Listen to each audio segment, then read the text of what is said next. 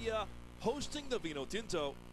Well, needless to say, a challenge for any team playing in La Paz, but in particular Venezuela, well, kind of an unpredictable side, you could say, but they had never won in La Paz. 6 losses, and some of them really felt drubbings at the feet and hands of the home side. Bolivia, of course, still thinking about the shock victory over Argentina in their last qualifier. Could they come close to something similar? First half action. Joselito Vaca denied. See the youngster Rafa Romo, one of the stars of the under-20 side, being put under pressure. Venezuela practicing at altitude since May to try and stand up to the La Paz height. Well, it was going down to the ground that caused problems, though. Carlos Vera pointing to the spot. Some contact appeared to take place right there. I don't think there's any doubt about it. Knee to knee, inside of the knee, perhaps. Alex de Rosa drawing the penalty that was promptly missed. I thought the visitors were supposed to miss those. Marcelo Martins, I don't know, maybe the weight from that transfer to Germany weighing down in his pocket.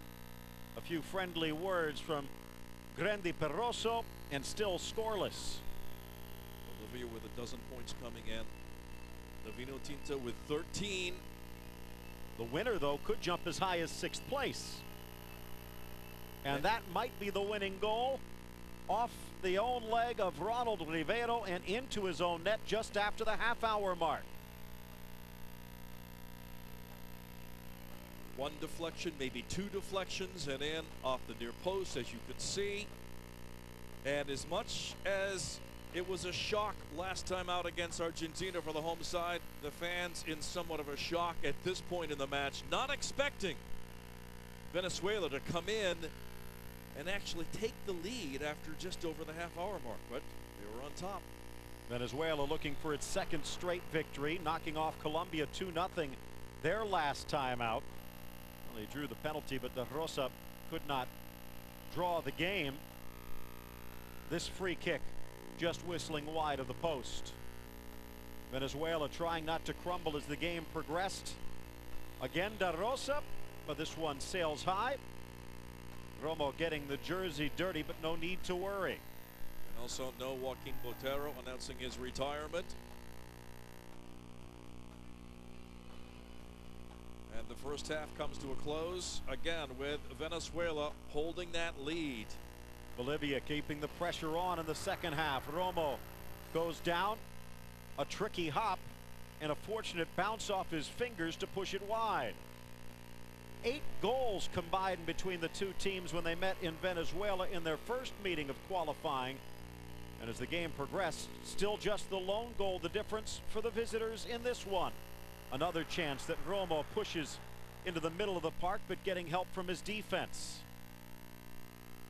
Collision in the area there, but good cover in the end. As you mentioned, Phil, he pushes it out. Not in the best area for the rebound, but it's cleared away on that play.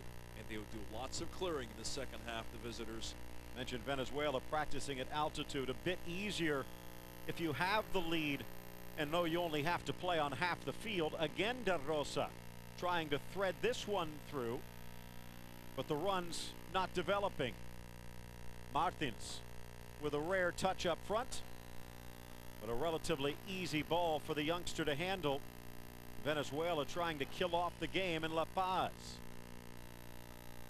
Yacerote off the bench for Bolivia, teeing it up. Romo goes down, grabbing his elbow, but again, keeping the ball out of the back of the net. Well, we spoke about Julio Cesar for Brazil. How about Rafael Romo for Venezuela with several key saves? That was spectacular there.